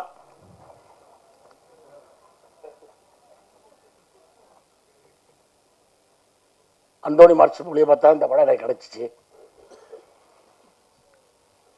இங்கே என்னை வளர்த்து விட்ட ஜாம்பவானம் எல்லாருமே உட்காந்துருக்காங்க. என்னை துளி தந்த காலத்தில் முதல்ல ஒரு பக்கத்தில் இருந்த ஒரு ராம்சியார் உட்காந்துருக்காங்க. என்னை வந்து ஒரு சாதாரண ஆஃபீஸ் பாயை ப்ரொடக்ஷனாக இருந்த என்ன இன்னைக்கு ஒரு 350 படம் 400 படம் நடக்கிற காரகர்த்த முதலாளி ஆகிய நீங்கள் முன்னாடி உட்காந்துருக்கீங்க. நீங்கள் தான் என்னை வளர்த்து ஒரு சாதாரண பழனிசாமியாக இருந்த என்ன சிஸ்டர் மனோரை வளர்த்து இன்னைக்கு இந்த அளவுக்கு பெருசாக ஆகி கொண்டது நீங்கள் தான். இந்த படத்தில் ஒரு அருமையான கேரக்டரு அந்தோணி மார்க்ஸ் மூலியமாக கிடைச்சி டைரக்டர் பேசினாங்க. ஒரு 25 நாள் வேணும்னு சொன்னாங்க. வெள்ளிமலை போனோம். டைரக்டர் இந்த மாதிரி எத்தனை படம் ஒர்க் பண்ணாருன்னு தெரியல. நம்ம சினிமாவில் எல்லாம் ஊறிட்டு தான் இருக்குது. நம்ம பார்க்காத வேலை இல்லை, அவ்வளோ வேலையை பார்த்துட்டு வந்திருக்கோம். கிட்டத்தட்ட ஒரு 25 நாள் படத்தை 15 நாளில் என்னை வந்து அதாவது உட்கார விட மாட்டார். ஒரு அருமையான கதை. இந்த இன்றைய காலகட்டத்துக்கு நிச்சயமாக இந்த கதை வந்து மிகப்பெரிய லெவலுக்கு வரும். அதை கொண்டு சேர்க்க வேண்டிய பொறுப்பு உங்கள்கிட்ட இருக்குது. உங்கள் பாதை தொட்டு கேட்டுக்கிறேன். அருமையான கதை. தயாரிப்பாளர் மகேந்திரன் ஹீரோ. ஒரு 5 மணி கரண்ட் அந்த ஏரியாவில் திடீர்னு பார்த்தா கரண்டே இருக்காது. லாரியில் தண்ணி வாங்கி எல்லாம் குடிச்சிட்டு போய் இருட்டுக்குள்ள திருவான். 5 மணிக்கு பார்த்தா அவர் காரில் பிளேட் எடுத்துட்டு இருப்பார். நான் ஏன்னா ப்ரொடக்ஷனில் நான் பார்த்த வேலை, நான் வந்து வேளாத்த கிட்டத்தட்ட 100-150 படத்தில் நான் ப்ரொடக்ஷன் அசிஸ்டன்ட் ஆஃபீஸ் பாயா எல்லா வேளாத்தரும் அந்த வேலையை ஒரு ஹீரோ தயாரிப்பாளர் பார்த்தா நான் வந்து லாரியில் தண்ணி வந்துருக்கு பிடிக்கலான்னு பிடிச்சிட்டு ரூம் எடுத்துட்டு போகிறதுக்குன்னா இவர் வந்து பிளேட் எடுத்து காரில் வச்சுட்டு இருப்பார். இந்த படத்தில் வந்து ஒரு ப்ரொடியூசரு அவர் எத்தனை பெரிய ஆள் ஒரு படத்தையும் போட்டு இந்த படத்தில் நடித்து அந்த ஸ்பாட்டில் போய் இதைட்டு எந்த வேலையும் பாதிக்கூடாதுனா காட்டி அவ்வளோ கஷ்டப்பட்டார் இந்த படத்துக்காண்டி. இயக்குனர் அங்கே வந்து அதாவது ஒரு சீன் இன்னைக்கு 3 சீன் 4 சீன் பிளான் பண்ணிப்பாங்க, 6 சீன் எடுப்பார். Fast ready ready ready Ruban கத்திக்கிட்டே இருப்பார். நானும் சேரன் சார் அவரும் என்ன படம் மிகப்பெரிய ஆர்டிஸ்ட்டு. டைலாக் பக்கமாக இருக்கும். போலாம் பாரு. நிச்சயமா அது எங்களால் முடிஞ்ச அளவுக்கு பண்ணியிருக்கோம். அது காரகர்த்தா டைரக்டர் தான் சிக்கன் ராஜேஷ் சார். அருமையான இயக்குனர், அருமையான கதை. இந்த படத்தை நீங்கள் கொண்டு போய் சேர்த்து இந்த படத்தை மிகப்பெரிய வெற்றி பெறமாக்கணும். மகேந்திரனை நிச்சயமா பெரிய லெவலுக்கு வரணும். இதில் வேற இந்த பாஸ்கர் சார் கேமராமேன் பாருங்க, இந்த பாருங்க ஒன்றுமே தெரியாம பேர் உட்காந்து காப்பிடுங்க. கொலையை அத்தே விடுவார். ஒன்றுமே இல்லை. ரெடி போலாம் பேர். வெயில் இல்லாட்டாலும் மழை பெஞ்சாலும் சாட்டை எடுப்பார். இருட்டா இருந்தாலும் சாட்டை எடுப்பார். அவர் இந்த பாஸ்கரனை வந்து அவ்வளோ ஒரு திறமையான ஆள். நிச்சயமா வந்து இந்த டீம் இதில் வேலை பார்த்த அத்தனை பேருமே நிச்சயமா டைரக்டர் வந்து இது வந்து முதல் படம்லாம் சொன்னால் யாரெல்லாம் நம்ப மாட்டேன். நான் கிட்டத்தட்ட அவர் ஏற்கனவே 15 படம் பண்ண மாதிரி இந்த படம் பண்ணார். இந்த படம் வந்து அவ்வளோ நல்லா வந்திருக்கு. இந்த படத்தை வந்து கொண்டு போய் சேர்த்து ஓட வைக்கிறது உங்கள் கடமை, உங்கள் கையில் இருக்குது. உங்கள் பொற்பான் தொட்டு எனக்கு இந்த வாய்ப்பளித்த அனைவருக்கும் நன்றி தெரிவிச்சுட்டு விடைபெற. நன்றி, வணக்கம். எங்கள் அண்ணன் பேரரசு அண்ணன் மேலே இருக்காங்க. நான் இதில் பேரை வந்துட்டேன். அண்ணன் வந்து எங்கள் ஊருக்காரரு. அண்ணன் படத்தில் நடிச்சிருக்கேன். இன்னைக்கு விஜய் சார் இந்த லெவலுக்கு போகிறது காரணமே அண்ணன் தான், பேரரசு தான். அது வந்து திருப்பாச்சி படம் பார்த்துருப்பீங்க, சிவகாசி படம் பார்த்துருப்பீங்க. அது மாதிரி வந்து அதை சொல்ல மறந்துட்டேன். போனோன்னே வச்சு என்னை மன்னிச்சுக்கோங்க. அப்புறம் எங்கள் அண்ணன் போசு வெங்கட்டு டைரக்டர் கலைஞர் சார், அவர் படத்தில் ஒரு படத்தில் நடித்தேன். நடிக்க போனேன், லொக்கேஷனில் இருந்தேன். மணிவண்ணன் சார் நானும் இன்னொருத்தர் காம்பினேஷனு. ரொம்ப நல்ல மனுஷர், நடிக்க வைக்கல. இருந்தாலும் அவர் ரொம்ப நல்ல மனுஷர். அதனால் நடிக்கலை, வீட்டுக்கு அனுப்பிச்சிட்டாங்க. என் கால் மட்டும் நடிச்சிருக்கோம் அதில். அது அவருக்கு நன்றி தெரிவிச்சுக்கிறேன். என்னை மன்னிச்சுங்க. ஜாம்பவான்களை சொல்லாமல் போனதுக்கு என்னை மன்னிச்சுங்க. நன்றி, வணக்கம். எல்லாருக்குமே வணக்கம். ஃபர்ஸ்ட் ஆஃப் ஆல் நான் ரொம்ப ஷார்ட்டாக முடிச்சிடுறேன். இந்த படம் எடுத்த ப்ரொடியூசர் மகேந்திரன் அவர்களுக்கு ரொம்ப நன்றி. ஏன்னா வந்து நான் எப்பவுமே ப்ரொடியூசர் பாயிண்ட் ஆஃப் வியூ தான் பேசுவேன். ஏன்னா ஒரு ப்ரொடியூசர் இருந்தால் தான் ஒரு படம் வரும். ஸோ ப்ரொடியூசர் அப்படின்ற ஒருத்தர்னால தான் 100 பேருக்கு வேலை கிடைக்கும், 10,000 பேர் வந்து படம் பார்க்கலாம், 10 லட்சம் பேர் படம் பார்க்கறதுக்கான ஒரு வாய்ப்பு இருக்கும். So congratulations. அடுத்து வந்து இயக்குனர் டைரக்டர் இல்லாமல் எந்த படமும் வெளியில் வரப்போகிறது கிடையாது. ஸோ உதயகுமார் சார் வந்து மென்ஷன் பண்ணியிருந்தார் ஒரு ப்ராப்ளம், எஸ்பெஷலி அது நானும் ஒத்துக்கிறேன். ஏன்னா ரொம்ப நாளாக வந்து ஆல்மோஸ்ட் 6 months ஆல் மோர் தென் மேபி மைண்டில் ரொம்ப டிஸ்டர்பிங்காக இருந்த தாட்டே இதுதான். நான் தமிழ் கிடையாது, I am born brought up in Andhra, but due to love of Tamil Nadu and Tamil culture, I shifted over here. ஆனால் அந்த டைமில் நான் என்ன யோசிச்சிருந்த ஒரு தாட் ப்ராசஸ் வந்து என்ன இருந்ததுன்னா, இங்கே மட்டும்தான் ரொம்ப அன்பா அண்ணா அன்னு கூப்பிடுவாங்க. இது வந்து இப்போ இல்லை, ரொம்ப பாஸ்ட்லேருந்து இருந்த கல்ச்சர். அப்போ Telugu industry separate, Tamil industry separate கிடையாது. அது ஒரு பாசத்தோட அண்ணா அக்கா அண்ணான்றது வந்து ரொம்ப பாசமாக இருந்தது. அதோட வேல்யூ, அதோட டெப்த் ஆஃப் ஆரிஜின் வந்து ரொம்ப ஸ்ட்ராங்காக இருந்துச்சு. இப்போ பார்த்தா எல்லாம் ப்ரோவாக மாறிச்சு. ஸோ இது எதுக்கு சொல்ல வரேன்னா, தமிழ்நாட்டில் வந்து கல்ச்சர் அண்ட் சினிமா வந்து ஒரு பாட்டாக இருந்தது. ஒரு உலக சினிமாவே பார்க்கக்கூடிய அளவுக்கு இருந்துச்சு. இப்போ என்னோட பாயிண்ட் ஆஃப் வியூவில் வந்து we are lagging. அதுக்கு ரீசன் யாருன்னு பார்த்தா நம்ம தான். ஏன்னா ஒரு சினிமாவுக்கு நான் தயாரிப்பாளராக இருக்கலாம், 2வது சினிமாவுக்கு நானும் ஒரு ஆடியன்ஸ் தான். ஸோ ஒரு ஆடியன்ஸ் மைண்ட் செட் இப்போ எப்படி இருக்குது அப்படின்றது எனக்கு புரியல. ஆக்சுவலி உதயகுமார் சார் மென்ஷன் பண்ணி போன மாதிரி நானும் யோசிச்சுட்டு இருந்தேன். ஓகே, புஷ்பா மாதிரி மூவிஸ் வந்தால் தான் ஆடியன்ஸ் பார்ப்பாங்களா, இல்லை பாகுபலி மாதிரி வந்தால் தான் பார்ப்பாங்களா அப்படின்ட்டு. ஆனால் அதர் ஸ்டேட்ஸில் எல்லா லாங்குவேஜஸில் எல்லா மூவிஸுக்கும் ஓரளவுக்கு கான்ஃபிடென்ட்டாக போயிட்டுருக்கு. ஈவன் ஒரு லாஸ்ட் வீக் வந்து ரொம்ப சின்ன படங்கள் தான் தெலுங்குல ரிலீஸ் ஆயிருக்கு, பயங்கர ஹிட்டு. ஆனால் இங்கே வந்து அந்த சென்ஸ் ஆஃப் அக்செப்டன்ஸே வந்து இல்லாமல் போகுது. அது வந்து நாங்கள் சரியாக எடுக்கலையா, இல்லை நாங்கள் உங்களோட எக்ஸ்பெக்டேஷன்ஸ்க்கு வந்து ஃபுல்ஃபில் பண்ணலையா என்னன்றது அந்த கொஷின் மார்க்குக்கு வந்து நீங்கள் தெளிவாக பதில் சொல்லுங்க. ஏன்னா நம்மக்கிட்ட ஒரு மீடியம் இருக்குது, கம்யூனிகேஷன். முன்னாடி மாதிரி ஒரு மீடியம் இல்லாமல் இல்லை. ஸோ ஏன்னா இந்த டீம் வந்து ரொம்ப ஹார்ட் ஒர்க் பண்ணி ஒரு பேஷனேட்டான ஒரு ப்ராஜெக்ட் பண்ணி, ஏன்னா ஒரு ப்ராஜெக்ட் வந்து ஒரு ஹில் ஸ்டேஷன்ஸில் போய் பண்ணுறது ரொம்ப டிஃபிகல்ட் டாஸ்க். நாங்கள் 2-3 ப்ராஜெக்ட்ஸ் பண்ணியிருந்தோம். அங்கே cast and crew, technical, camera, equipments எல்லாம் மூவ் பண்ணி எடுத்துக்கு வர்றது ரொம்ப கஷ்டம். So I pledge all the audience of Tamil cinema, do come to theaters, வாங்க, பாருங்க, கொண்டாடுங்க, என்ஜாய் பண்ணுங்க. உங்களோட அன்பு, உங்களோட சப்போர்ட் கொடுத்தாதான் அடுத்த வந்து நம்மளால வந்து அடுத்த ஜென்ரேஷன் எல்லாம் அப்கமிங் டைரக்டர்ஸ், ஆக்டர்ஸ் எல்லாருனாலையும் வந்து ஒரு வெற்றி படமான படங்கள் கொண்டு வர முடியும். So I wish all the best to this entire team, cost, editors, technicians, cameramen, all the best. Wishing you good luck. நன்றி, வணக்கம். இங்கே வந்திருக்கக்கூடிய பத்திரிகை, மீடியா, என்னுடைய அருமை சகோதரர்கள் அத்தனை பேருக்கும் வணக்கம். இரவின் விழிகள் ஒரு ஓமை விழிகள் மாதிரி பெரிய வெற்றி அடையணும். பெரிய சந்தோஷம். மகேந்திரன் ப்ரொடியூசர் இப்போதான் சொன்னார், எங்கள் கட்சிக்காரன் என்ன காலையிலேருந்து ரொம்ப ப்ரெஷர் போட்டு கூப்பிட்டாங்க. அப்பவே நினைச்சேன் நான் இதுக்குள்ள ஏதோ உள்குத்துருக்கேன் அப்படின்ட்டு. இங்கே வந்தே ஆகணும்னு அடம் பிடிச்சிட்டாங்க. இதெல்லாம் பார்த்தாதுன்ட்டு நேற்று தானே நேற்று சாரி அந்த சண்டே அன்னைக்கு நடிகர் சங்கம் பொதுக்குழு நடந்துச்சு. ஏன்னா ஒருத்தர் ஓடி வந்து வரவேற்றாரு. நான் ஒரு யார் ஒரு நடிகர் சங்கத்தை வரவேற்கப்போ டேரக்டரு சார் உங்களுக்காக தான் நின்றுக்கிட்டு. அப்போ தான் தெரிஞ்சு சார் இங்கே ஏதோ ஒரு பொலிட்டிக்கல் திங்ஸ் இருக்குன்னுட்டு. வாழ்த்துக்கள் மகேந்திரன், ஹீரோவாக நடிச்சிருக்கீங்க.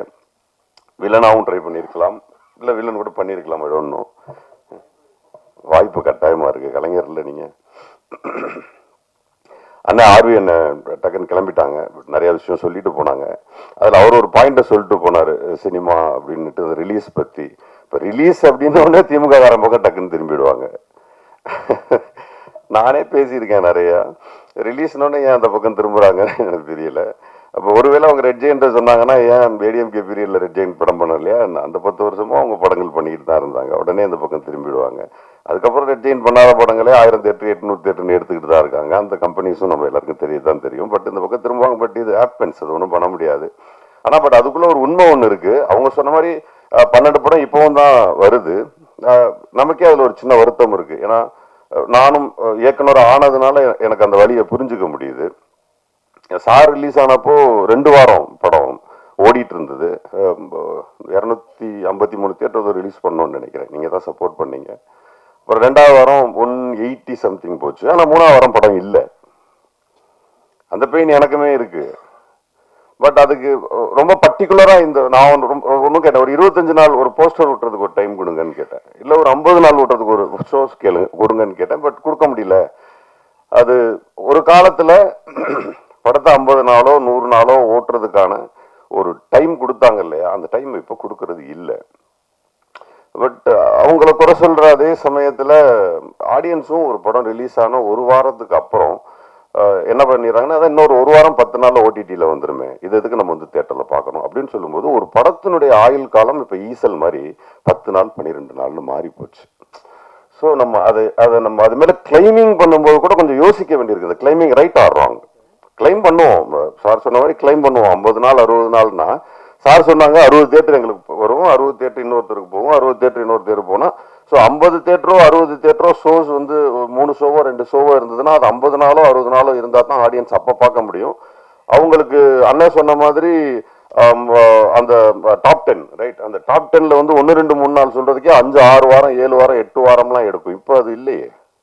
படம் ரிலீஸ் ஆகுது, ரிலீஸ் ஆன 2வது ஷோலேயே எழுதிடுறாங்க. 3வது ஷோ வந்து நல்லா இருக்கு சுமாரா இருக்குன்னா கூட கூட்டம் கூடுது. 4வது ஷோ நல்லா இருக்குன்னு சொன்னா ஓகே, அடுத்த நாள் காலையிலேயே தியேட்டர் இல்லை, தூக்கிடுறாங்க. ஸோ இது பிஸ்னஸ் கம்ப்ளீட்டா கன்வெர்ட் ஆயிடுச்சு, கம்ப்ளீட்டா மாறிடுச்சு. அதை நம்ம வந்து புரிஞ்சுக்கிட்டு அதுக்கு தகுந்த மாதிரி தான் படம் பண்ணணுமே தவிர, இப்போ ப்ரொடக்ஷன் சைடில் ப்ரொடியூசர்ஸ் வந்துட்டு ஒரு தடவை சார் விஷால் சார் பேசியிருந்தாரு, சின்ன ப்ரொடியூசர்ஸ்லாம் இனிமேல் வராதிங்க அப்படின்னு. உடனே நான் தான் முதல் கண்டன குரல் கொடுத்தேன், நேரடியாகவும் போய் சந்தித்தேன், இன்டர்வியூஸ்லாம் கொடுத்தேன். பட் அவர் சொன்னதோட சென்ஸ் என்னவா இருக்குன்னா, சின்ன சின்ன படங்கள் எடுக்கிறவங்க உஷாரா இருங்கிறது தான் சென்ஸ். ஆனால் அதை அவர் சொல்ல தெரியாமல் சொல்லிட்டார். அவர் உஷாரா இருங்க, கொஞ்சம் கேர்ஃபுல்லாக பண்ணுங்க அப்படிங்கிறது தான் சென்ஸ். ஆனால் அவர் சொன்னதுனால பல ப்ரொடியூசர்ஸ் ஓடி போன கதை உண்டுன்னு வச்சுங்களேன். அது ராங் இஸ் ராங், அது ஒன்றும் பண்ண முடியாது.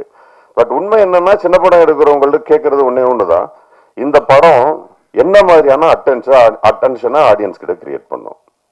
முதல் கேள்வி அந்த producers and directors in between அவங்க 2 பேருக்கும் தெரிய வேண்டியது, என்ன காரணத்துக்காக இவன் தியேட்டருக்கு வரணும், என்ன மோட்டிவ் கிரியேட் பண்றீங்க தியேட்டர்ஸ்க்காக வர்றதுக்கு. அப்ப எந்த மோட்டிவுமே கிரியேட் பண்ணாம வர்றதுக்கான எந்த வாய்ப்புகளையுமே உருவாக்காம இருக்கிறது யார் மேல mistake? Even me, even you, even anybody, யாரா இருந்தாலும் அவனை உள்ள வர்றதுக்கான ஆப்ஷனை நம்ம கிரியேட் பண்ணாதது நம்ம மிஸ்டேக்ஸ்.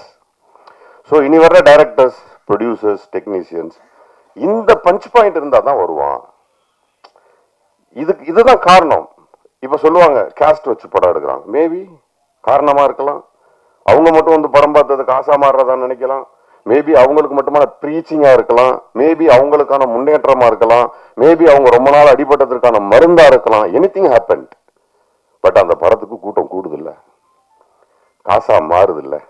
ஸோ இப்போ ப்ரொடக்ஷன் அண்ட் டைரக்ஷன் இன்பிட்வீன், இந்த இன்பிட்வீன் அது காசா மாறுறதுக்கும் தியேட்டர்ல படம் ஓடுறதுக்கான ரீசன், நான் சொல்றது ஒரு ரீசன். ஸ்டார்ஸ் அது வந்து நம்மளால ஒண்ணுமே பண்ண முடியாது, இட்ஸ் எ ரீசன்.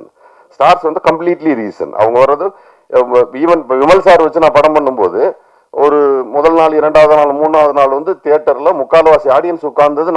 அது போஸ் வெங்கட்டுக்கு வரல, அந்த இசையமைப்பாளருக்கு வரல, ப்ரொடக்ஷன் எடிட்டர் யாருக்குமே வரல, விமல் சாருக்கு தான் வந்தாங்க. ஏன்னா அவர் களவாணியிலிருந்து அவர் ஒரு ஆடியன்ஸை சம்பாரிச்சுட்டு இருந்தாரு, அதுக்காக வந்திருந்தாங்க. ஸோ இப்போ ஹீரோஸ் கொடுக்குற சினிமா என்பது வேறு. ஸோ சினிமா எடுக்க வர்றவங்க ஈவன் இப்போ இந்த படத்துல இதையும் சேர்த்து சொல்லிடணும். கூடுதலா இப்ப நான் சொல்லிட்டு இருந்த காரணங்கள்ல இந்த படத்துல ஒண்ணு இருக்கு. பேய் படம், இந்த மாதிரியான த்ரில்லர்ஸ் அண்ட் கொஞ்சம் செக்ஸ் கலந்த படங்கள், சாமி படம், இது யார் நடிச்சாலும் ஓடிடணும் ஒரு கிராமர் இருக்கு. ஸோ நீங்க இந்த கிராமர்ல தப்பிச்சுக்கலாம். உங்களுக்கு ஒரு பேசிக் பிசினஸ் வந்துடும். நீங்க அதுல ஹீரோ யாரு வில்லன் யாருன்னு கூட பெருசா பார்க்க மாட்டாங்க. வியாபாரிகள் வந்து கேட்க போகும்போதே அதான் கேட்கறாங்க, எத்தனை சாங் இருக்கு, 5 சாங் இருக்கா, 2 ஃபைட் இருக்கா, இது என்ன காரணம், என்ன ஜானர் படம், த்ரில்லர். த்ரில்லர்னா உள்ள எல்லாம் என்னன்னு போய் நோண்டி பாக்குறது இல்ல. அதுக்கு ஒரு பேசிக் பிசினஸ் இருக்கிறதா நினைக்கிறாங்க. என்னன்னா நமக்கு தெரியும் இது என்ன படம்னுட்டு, ஹிந்தியில தெரியாது, அங்கே ஒரு 10-12 லட்சம் ரூபாய்க்கு படத்தை வித்துருவாங்க. கர்நாடகால தெரியாது, ஒரு 10-12 லட்சம் ரூபாய்க்கு வித்துருவாங்க. இந்த மாதிரி பல்வேறு விதமான மொழிகள்ல அது விற்கிறாங்க. விற்கும் போது ஒரு 25 ரூபா, 30 ரூபா, 50 ரூபா ஒரு பேசிக் பிசினஸ் ஃபிக்ஸ் பண்றாங்க. இப்படி ஏதோ ஒன்னாச்சும் வரும். ஆனா நிறைய பேர் என்ன பண்றாங்கன்னா, இந்த பிள்ளைங்க வந்து வீட்டுல படம் வரையும். ஒரு ஆர்டிஸ்ட் ஒருத்தனை படம் வரைஞ்சா அப்படியே அச்சு அசலா வரைவான். ஊரே சொல்லும், என்ன பிரமாதமா வரைஞ்சிருக்கீங்க, அது உண்மை. ஆனா வீட்டுல ஒரு குழந்தை தப்பு தப்பா கிறுக்கும், அப்ப அம்மா சொல்லும், என்ன பிரமாதமா வரைஞ்சிருக்கேன்னு. அந்த மாதிரி நமக்கு நாமே படம் எடுத்து நல்லா இருக்கு நம்ம சொல்லிக்கிறோமே தவிர ஊரு சொல்லணும் அது நல்லா இருக்குன்னு. அப்பதான் இந்த படம் ஓடும். அப்புறம் நான் படம் எடுத்தேன் ஓடல, நான் என்னையும் சேர்த்து தான் சொல்றேன், நான் படம் எடுத்தேன் ஓடலன்னா படம் நல்லா இருந்தா தான் ஓடும். இப்ப படம் நல்ல படம் என்பது வேறு. அது பல விருதுகளை எடுக்கும். 2 படமும் நிறைய விருதுகளை எடுத்துச்சு. அந்த மாதிரி நிறைய விருதுகள் எடுத்துச்சு. அது திருப்தி தரும். அதுதான் தரும்னு எங்களுக்கு தெரியும். பட் பணமாக மாறக்கூடிய திரைப்படங்களுக்கு யார் மேல பிளேமிங் நீங்க வச்சீங்கன்னாலும் தப்பு. ஈவன் தியேட்டர்ஸ், டிஸ்ட்ரிபியூட்டர்ஸ், ப்ரொடியூசர்ஸ், இவங்க யார் மேலேயும் நீங்க பிளேமிங் பண்ணவே முடியாது. அண்ணே சொன்ன மாதிரி ஒரு விஷயம் வேணா பண்ணலாம். எனக்கு அது கொஞ்சம் வருத்தமான விஷயமும் கூட.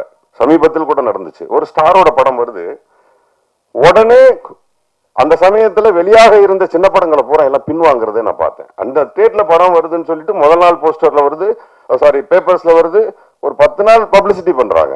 ஆனா இல்ல அது பெரிய படம் வருது, ஏன் பின்வாங்குறீங்க? ஏன் பெரிய படம் தோத்தது இல்லையா? பெரிய படம் தான் தோக்குது. சின்ன படங்களை விட அதிகமா தோக்குறது பெரிய படங்கள் தான். அவங்களுக்கு தான் பாதிப்பு அதிகம். ஏன் விட்டு கொடுக்குறீங்க? போராட வேண்டியதானே, படத்தை ரிலீஸ் பண்ண வேண்டியதானே. அதே படத்தை நீங்க லேட்டா ரிலீஸ் பண்ணி ஓடின படம் லிஸ்டே நான் சொல்லுவேன், நீங்க அன்னைக்கே ரிலீஸ் பண்ணி இருந்திருக்கலாமே.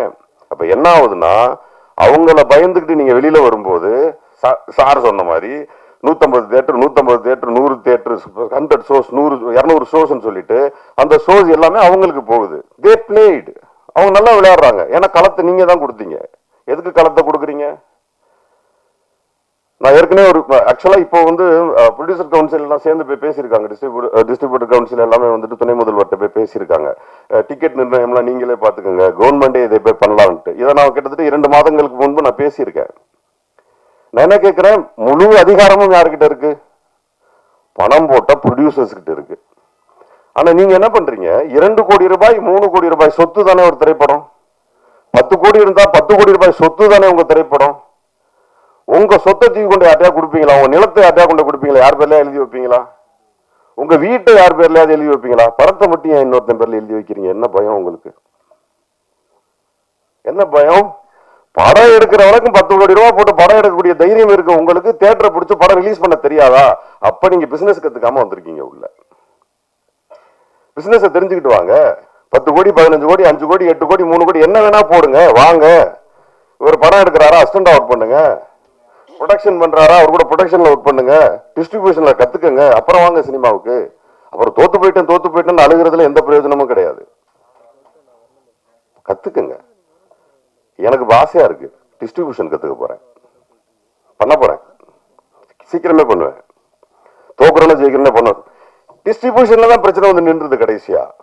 யார்ட்டையாவது கொடுக்க வேண்டி இருக்கு. நம்ம அவ்வளவு சிரமப்பட்டு ஒரு படத்தை ரெடி யாரோ கொடுத்துட்டு கெஞ்ச வேண்டி இருக்கு. ஏன் கெஞ்சணும்? இனி வரும் காலங்கள்ல ப்ரொடக்ஷன் பண்றவங்க படத்தை எடுத்துட்டு நீங்களே ரிலீஸ் பண்ணுங்க. ஏன் யாரு பின்னாடியும் ஓடுறீங்க? அப்புறம் திமுக பண்ணுச்சு, அதிமுக பண்ணுச்சு, அவர் யாரெல்லாம் இங்க பண்ணல. உங்க பயம் உங்க கண்ணுக்கு முன்னாடி நிக்கிறதெல்லாம் பூதம் மாதிரி இருக்கு. பயப்படாம படம் பண்ணுங்க, செய்யுங்க. இந்த திரைப்படம் பற்றிய வாழ்த்துக்கள். நன்றி.